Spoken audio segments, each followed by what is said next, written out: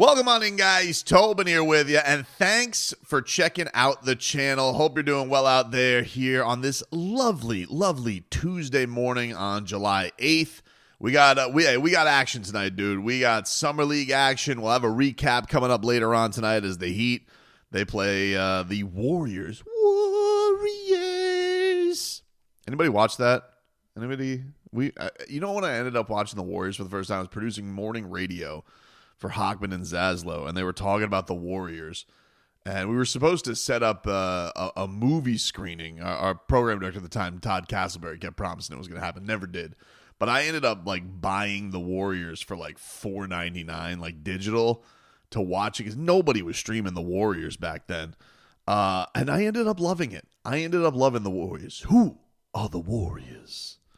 Anyway, for you kids out there who have never seen the Warriors or don't get that Warriors, you guys should check that out. They were basically a gang. They were a street gang framed for a murder, and they had to make their way back from a congregation of all gangs back to Coney Island. And along the way, everybody was looking out for the Warriors because they swore it was a warrior who took out the top guy, who was, I forget what his name was. Oh, man, it's going to kill me. Anyway, cult classic. Go check it out. But anyway, he got the Warriors tonight. Speaking of Warriors, I don't know if you guys saw this, but did you guys see Davion Mitchell? Some goosey stuff on the Heat front with Davion Mitchell. They actually put up, and I got to give a shout out to the Heat. Their content's always been good, but they've really, I feel like they've gone up a notch even in the past year with some of the stuff they've been throwing online. Been really, really cool. And they put in Davion Mitchell signing his deal. But one of the cool things was Davion Mitchell was working out, I guess, pretty recently with Victor Oladipo, former Heat guard, who hopefully is, I don't think Vic has Vic officially retired? I'm not really sure. He's only 33 years old. Brutal what happened to him at the end of his Heat run. But he was also working out with Steph Curry. So I thought that was pretty cool. That off night is getting some interesting work in this summer with Steph Curry. So pretty cool things to show. And speaking of guards, before I get into some of this Norman Powell and stuff and Duncan Robinson, there's yesterday a lot of deals became official, including Davion Mitchell's. Tyler Herro. I don't know if you guys saw this, but Tyler Herro's been doing vlogs. He's also been putting out some good content. And Tyler, the last week, he posted Life in Miami, posted an interesting clip at the end where he is watching Stephen A. Smith react to the Heat not getting Kevin Durant. So I'm looking forward to Tyler's reaction to them getting Norman Powell. I'm excited to see what he has to say about that. But he gave the behind the scenes now on the bleached eyebrows. If you guys didn't see, I thought he was in France with this fashion week, which I also saw Norman Powell was into. As you can see, I'm very big into fashion. There's nothing I'm less into. But for the people who are, they love their fashion, right? And Tyler Herro is definitely one that he'll step out of his comfort zone. I could never have the cajones to go out there and wear some of the things Tyler Herro wears.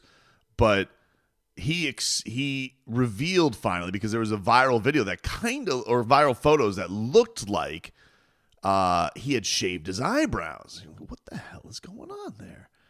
But it actually, if you look closer, he bleached his eyebrows, which I also don't know has ever been a look, but finally gave the answer to what happened there. And it's, of course, what happened, which was he had himself a makeup artist or a stylist who tricked him with their lovely British accent and was like, "You're going to love it, love. You're going to love it." And I think when you're sitting there and you're just like, what am I supposed to, this person has an idea of fashion, because at first they're like, oh, I want to cut lines in there, or I want to maybe bleach a line in there. And then the lady was just like, why don't we just bleach them completely? And he goes, excuse me? And I think you're just in that mode because you're in a fashion shoot. You just think, this is fashion. And so it feels like Tyler politely allowed this makeup artist or stylist to bleach his eyebrows, because she just went with the caveat of, you could just bleach them. You could just dye them back. And I don't know how long that takes. I'm like, I have never bleached anything with my hair or anything like that. I haven't gone that route of looking like Slim Shady.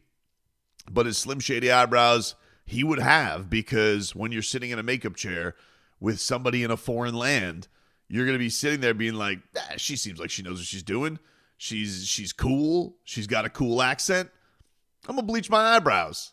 So there was that. But we got a lot of the official reactions yesterday because these deals all became official. The Norman Powell deal became official pretty quickly. And for him, he says that he is bringing the grind to South Beach.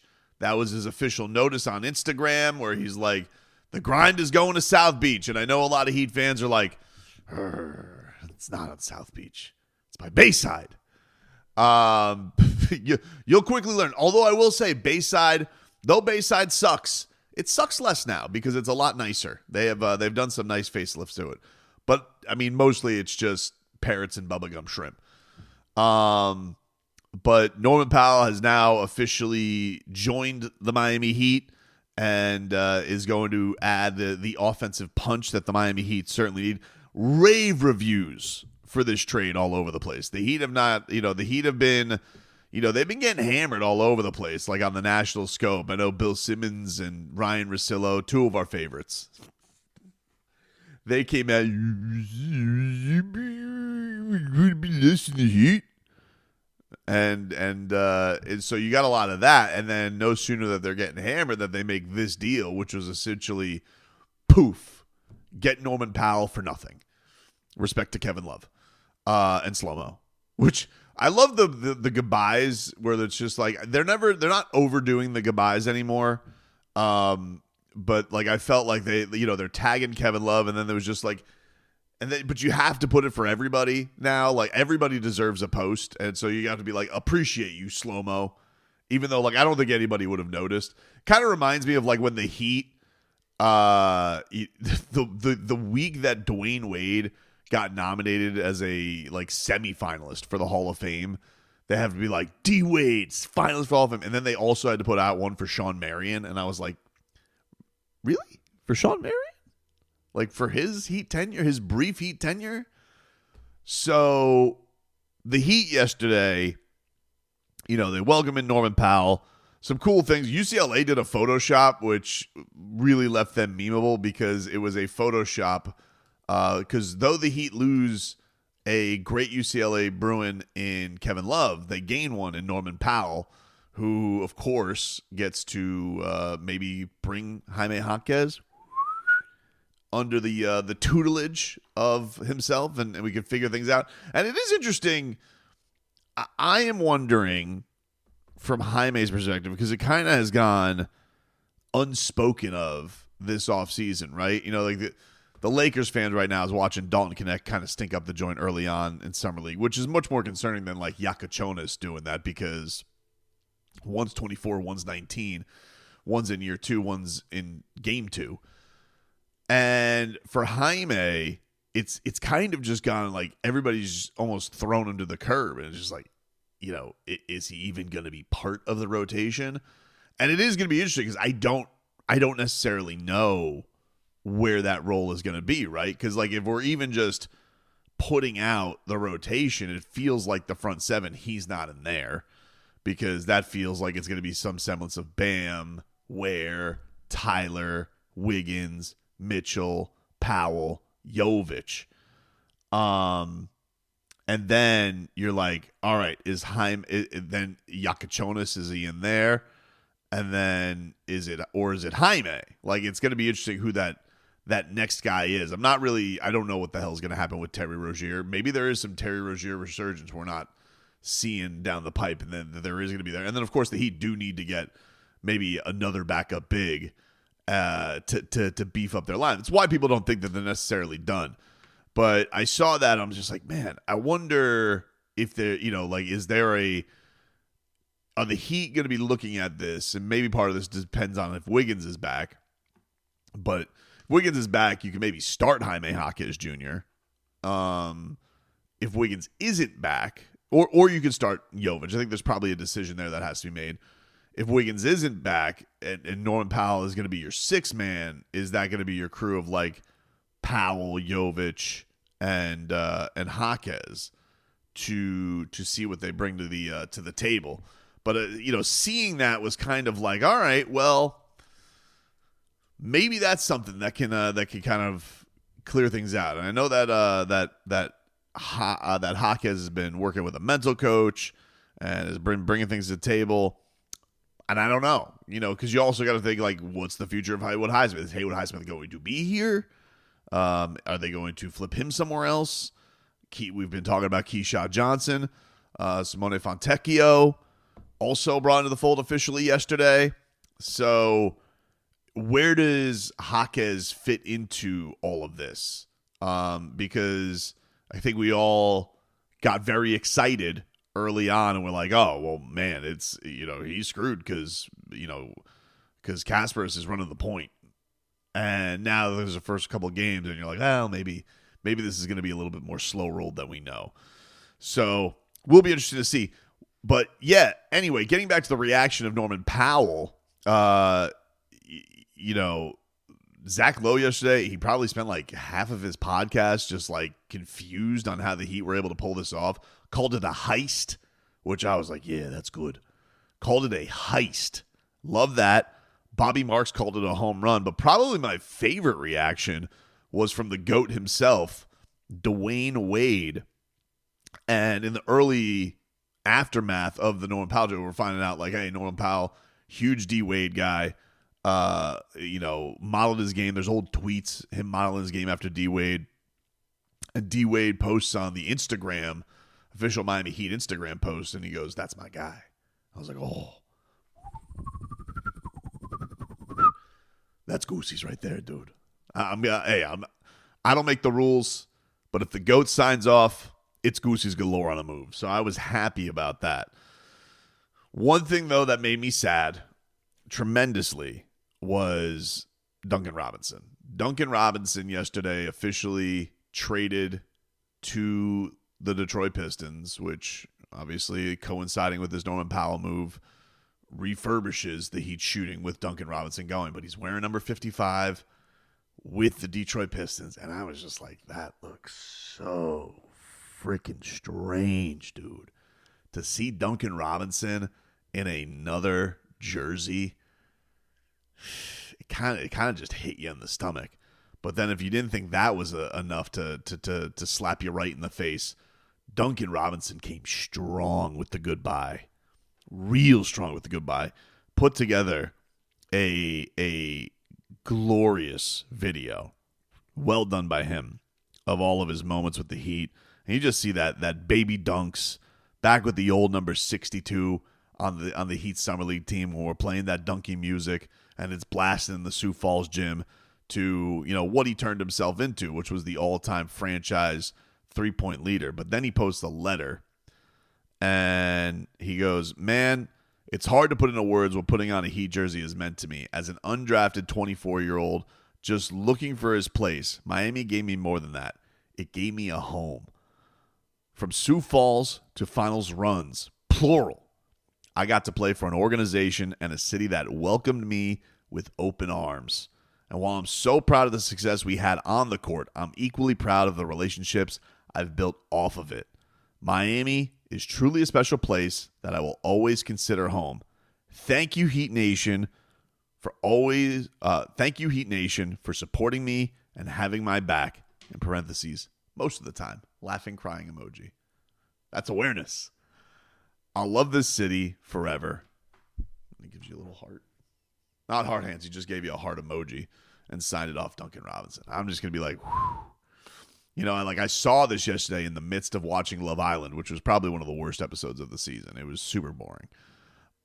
Which, by the way, as an aside, Love Island, like the one flaw that Love Island has, especially when it doesn't look like there's going to be a movie night this week, because what's the drama? Like the biggest drama just happened. They kicked Sierra off the show and you could hear her screaming in the background. But The one thing is, man, the last week of Love Island is kind of fluff. Like, it's just a waste. It's like we get to the last elimination. That's like the last piece of drama. And it's like you go on the final dates, and they're all amazing. They're like the best dates they've ever been on. Like, I've never been in love. It's like, yeah, you're riding a unicorn on the most beautiful beach you've ever seen. Of course, you're going to be in love. And then they gotta meet the parents or meet the family via Zoom.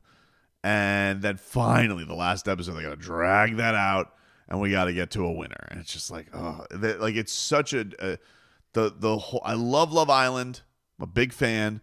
Although I will say, I originally got into Love Island. USA has had like this resurgence the last 2 years. Last year's season was a real game changer. USA used to really suck. The standard was Love Island UK. That was the standard.